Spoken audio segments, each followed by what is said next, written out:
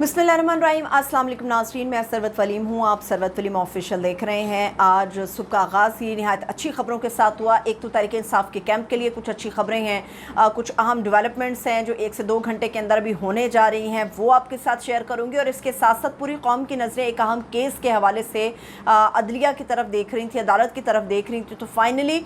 आज उसके हवाले से भी एक अच्छी खबर आई है। एक तो ये कि जज की अहलिया को गिरफ़्तार कर लिया गया है, और दूसरा ये एक अच्छी खबर ये है कि तोशाखाना रेफरेंस के हवाले से जो अपील थी हक़ दिफा बहाल करने के हवाले से, उसके ऊपर दरख्वास्त जो दी गई थी 10 अगस्त से बाकायदा इस्लामाबाद हाई कोर्ट के अंदर इसकी प्रोसीडिंग स्टार्ट हो जाएगी। पहली बात तो ये कि इमरान खान से मुलाकात के हवाले से उनकी लीगल टीम मुसलसल कोशिशें कर रही थी, और ये बड़ा अहम नुक्ता था कि अपील के लिए पावर ऑफ अटर्नी चाहिए था और इमरान खान के दस्तखत भी चाहिए थे, जिसकी वजह से उन्हें मिलना मकसूद था इमरान खान से। तो फाइनली आज उनके जो कानूनी अमूर के माहिर हैं नईम पंजोथा साहब, उनको बाकायदा तौर पे इजाज़त मिल गई है कि आज वो इमरान खान से मिल सकते हैं। जिस वक्त मैं ये व्लॉग बना रही हूँ, इससे कुछ लम्हात के बाद आप तक ये खबर पहुँच जाएगी कि नईम पंजोता ने इमरान खान से मुलाकात की है। एक तो उनकी सेहतयाबी से मुतालिक, उनकी सेहत से मुतालिक, खाने के मुतालिक, और गुज़श्ता एक रोज़ से बड़ी अफवाह गर्दिश में थी कि शायद इमरान खान को जहर देने की कोशिश की गई है। तो इसमें ये मुलाकात बड़ी अहम थी। आज उन्हें इजाज़त बाकायदा तौर पर मिल गई है नईम पंजोता साहब को। वो जाएंगे और जाके इमरान खान से मुलाकात करेंगे। ये वही नईम पंजोता साहब हैं जब 9 मई का सानिया हुआ था, और उससे पहले जब इमरान खान की गिरफ्तारी हुई थी, उसकी इमरान खान की गिरफ्तारी के वक्त जो एक वकील बहुत ज़्यादा ज़ख्मी थे वो नईम पंजोता साहब थे। तो फाइनली वो आज इमरान खान से ख़ुद जाकर मुलाकात करेंगे। ये मुलाकात बड़ी अहम होगी, इसमें बहुत सारे अहम मामलात को डिस्कस किया जाएगा। और एक दूसरी जो अहम चीज़ है वो ये कि इस्लामाबाद हाई कोर्ट के अंदर जो हक़ दिफा बहाल करने के हवाले से दरख्वास्त दी गई थी तहरीक इंसाफ की लीगल टीम की तरफ से, तो फाइनली इस्लामाबाद हाई कोर्ट के चीफ जस्टिस ने उसको एक्सेप्ट कर लिया है। 10 अगस्त को ये समाअत के लिए इस दरख्वास्त को मुकर्रर कर दिया गया है। वकला की तरफ से भरपूर उम्मीद का इज़हार किया जा रहा है कि इमरान खान साहब को ये जो सज़ा दी गई है 3 साल के हवाले से, ये ख़त्म हो जाएगी या वक्ती तौर पे मुअत्तल करके इमरान खान को घर भेज दिया जाएगा। क्योंकि कम से कम जो 3 साल की सज़ा मुकर्रर होती है उसके अंदर ये कभी इम्कान होता है कि जब आप अपील के अंदर जाते हैं तो अपील का जो राइट आप इस्तेमाल करते हैं उस अपील का फ़ैसला आने में 2 से 3 साल लग जाते हैं, जिसकी वजह से ये वकला की तरफ से उम्मीद का इज़हार किया जा रहा है कि इमरान खान की ये जो अपील मंजूर हुई है, तो इसमें जज साहब के सामने ये अर्ज़ी डाली जाएगी कि जब तक अपील का फ़ैसला सामने नहीं आ जाता तो उस वक्त तक इमरान खान साहब की जो सज़ा है उसको मुअत्तल किया जाए और उन्हें घर जाने दिया जाए, जेल से उन्हें बाहर निकाला जाए। तो मुमकिन है कि इस्लामाबाद हाई कोर्ट इसके ऊपर कोई फ़ैसला ले या फिर इस सज़ा को वक्ती तौर पे मुअत्तल कर दे। इसके अलावा ये भी मैं आपको बता दूं कि आज एक और भी आम बात है, वो ये कि इमरान खान साहब के हवाले से एक तरफ तो chief justice Islamabad high court ने 10 अगस्त के लिए हक़ दिफा बहाल करने की दरख्वास्त जो है वो समाअत के लिए मुकर्रर कर दी है। मगर हमें याद एक और भी आम बात रखनी चाहिए कि इमरान खान साहब के ऊपर तोशाखाना केस के अलावा और भी मुतअद्दिद केसेस हैं, और उनके अंदर 8 अगस्त से 15 अगस्त के दरमियान की तारीख़ें हैं जिनके अंदर उनको अबूरी ज़मानतें मुहैया की गई हैं, मुयस्सर है उनके पास। मुमकिन है कि इस्लामाबाद हाई कोर्ट के चीफ जस्टिस साहब उनकी अपील को मद्देनज़र रखते हुए उनके सज़ा को मुअत्तल कर दें, मगर इस बात का भी कभी इम्कान अपनी जगह पर मौजूद है कि हुकूमत कोई ना कोई और ऐसा केस लेके गिरफ्तारी उनकी डाल सकती है।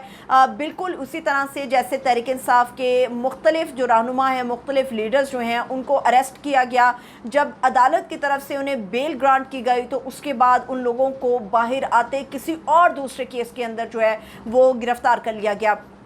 तो यहाँ पर भी इमरान खान साहब की जो लीगल टीम है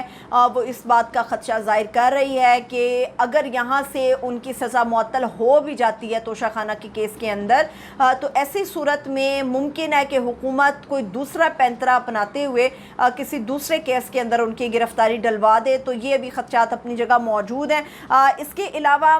एक और भी अहम मामला जिसके ऊपर फड्डा पड़ गया इस वक्त ये इत्तेहादी गवर्नमेंट के अंदर, और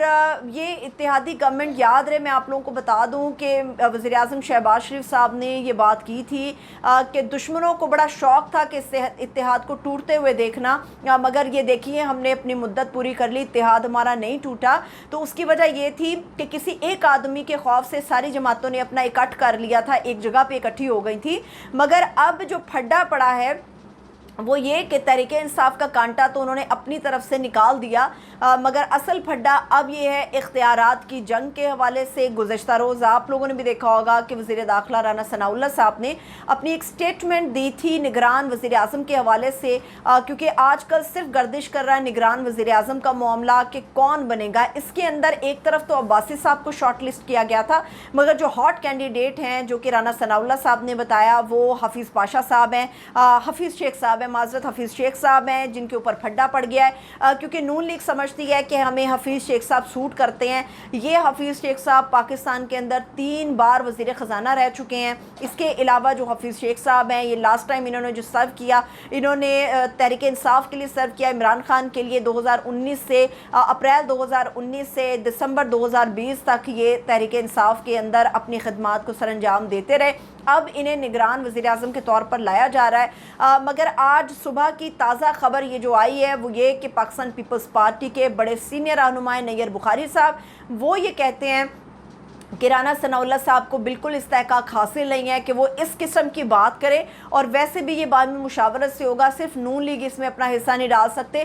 تو پھر اب یہ پھڈے شروع ہو چکے ہیں، یہ اختلافات شروع ہو چکے ہیں۔ ابھی آپ دیکھیں گے آئندہ آنے والے دنوں میں بھی بہت زیادہ اختلاف یہ بڑھتا ہوا نظر آئے گا، کیونکہ یہ جماعتیں اب ساری کی ساری الیکشن کے اندر جا رہی ہیں۔ ایک اور بھی اہم چیز، ایک اور بھی اہم معاملہ جس کے حوالے سے بات کی جا رہی تھی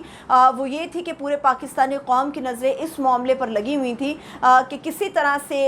جو رضوانہ بچی کے اوپر تشدد کیا گیا ہے جج کی اہلیہ کی طرف سے، اس کے اوپر انصاف ملتا ہوا یا انصاف نظر آنا چاہیے ہوتا ہوا۔ تو آج صبح یہ بڑی اچھی خبر آئی کہ جج صاحب کی جو اہلیہ تھی سومیہ عاصم، ان کو بھی اریسٹ کر لیا گیا ہے، کیونکہ وہ ثابت نہیں کر سکی کہ وہ بالکل درست کہہ رہی ہیں یا وہ سچ کہہ رہی ہیں۔ تو آج کی اچھی خبر یہ تھی کہ تشدد کا شکار جس بچی رضوانہ کے اوپر تشدد کیا گیا، مارا پیٹا گیا، اتنی اسے ضربیں لگائی گئی کہ اس کے سر کے زخموں کے اندر کیڑے بھر گئے، اور ابھی وہ الحمدللہ بچی صحت یابی کی طرف گامزن ہے۔ تو اب اس کے ساتھ ہی یہ گرفتاری ہو گئی ہے، مگر ایک اور بھی عام معاملہ کہ پاکستان کے اندر الیکشن جو ہے وہ ہمیں تاخیر کا اور شکار ہوتا ہوا نظر آتا ہے۔ گزشتہ روز ایک بڑی عام پیش رفت ہوئی کہ منظور کر لیا گیا کہ پاکستان کے اندر الیکشن نئی مردم شماری 2023 کے حساب سے ہوں گے۔ اس طرح سے پھر پاکستان کے اندر سال 2024 میں انتخاب ہونے جا رہا ہے۔ مجھے اجازت دیجیے، اپنا خیال رکھیے، خدا حافظ۔